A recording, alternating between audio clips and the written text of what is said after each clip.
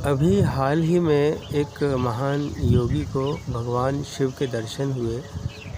तो उन्होंने भगवान शिव से पूछा कि भगवान, इस समय पृथ्वी पर बहुत त्राहिमाम मचा हुआ है और सभी जगह बहुत उपद्रव है, हर कोई बहुत ज़्यादा परेशान है, तो ये विश्व में शांति कैसे आएगी, कब आएगी? तो भगवान शिव ने कहा कि जब तक उपद्रव को समझ नहीं लेंगे, जब तक उपद्रव को समझ नहीं लिया जाएगा मानवता द्वारा, तब तक विश्व में शांति नहीं आएगी। जो उपद्रव जो होता है वो द्रव का उपस्वरूप होता है। जैसे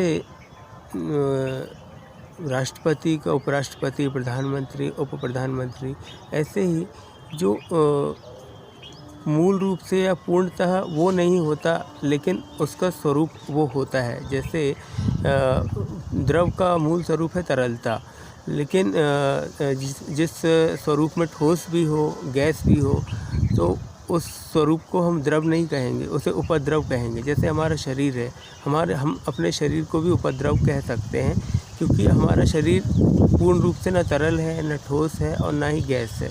तीनों का सम्मिश्रण है और तीनों के सम्मिश्रण से हमारा शरीर बना है। लेकिन इसकी शुरुआत कहाँ से होती है? इसकी शुरुआत तो होती है ब्लैक होल के अंदर से, अंधकार के अंदर से।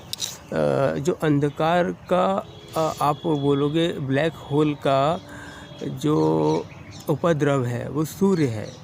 अगर इससे साइंटिफिकली अगर कोई रिसर्च करेगा तो उससे पता चलेगा कि जो सूर्य है वो ब्लैक होल का उपद्रव है और धरती है वो सूर्य का उपद्रव है। ऐसे तो बहुत कुछ है, मैं वो बाद में क्लियर करूँगा। अभी मैं आपको सिर्फ इतना बता रहा हूँ, सीधी सीधी जो बात है। धरती जो है वो सूर्य का उपद्रव है और चंद्रमा जो है वो धरती का उपद्रव है, और चंद्रमा के साथ साथ मंगल भी धरती का उपद्रव है। तो ये इन्हें हम उपग्रह कहते हैं। चंद्रमा को धरती का उपग्रह कहते हैं। इससे अब हम उपद्रव भी कह सकते हैं, क्योंकि धरती का जो अंश है वो चंद्रमा में भी है, मंगल में भी है। अब चंद्रमा और मंगल का जो उपद्रव है वो है संस्कृत और प्रकृत।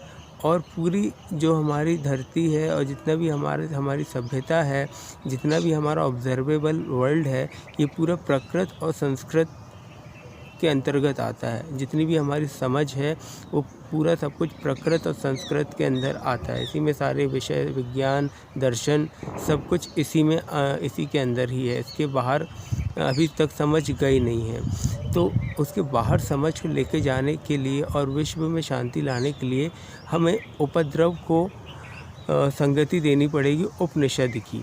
तो उपनिषद की संगति से उपद्रव जो होता है वो शांत होता है। और उपनिषद की संगति के अलावा अगर ये उपस्थिति की तरफ चला गया उपद्रव, तो उपस्थिति से फिर ये अपनी उपस्थिति से फिर ये उत्पाती बनता है। तो उपद्रव जब उपस्थित होता है तो उत्पात मचता है, और जब उपद्रव उपनिषद के साथ जाता है तब वो शांत होता है। तब अब आप समझ गए होंगे कि उपनिषद की तरफ मतलब बढ़ना है कि उपस्थिति की तरफ बढ़ना है। जो उपस्थिति होती है बहुत हानिकारक होती है, तो उपस्थिति की तरफ से खुद को ला करके उपद्रव में स्थित होना है और उपद्रव से उपनिषद की तरफ आगे बढ़ना है। तो ऐसा भगवान शिव ने कथा सुनाई, तो मैंने सोचा कि आपके साथ शेयर कर दूं। नए साल की सबको बहुत बहुत बधाइयाँ, धन्यवाद।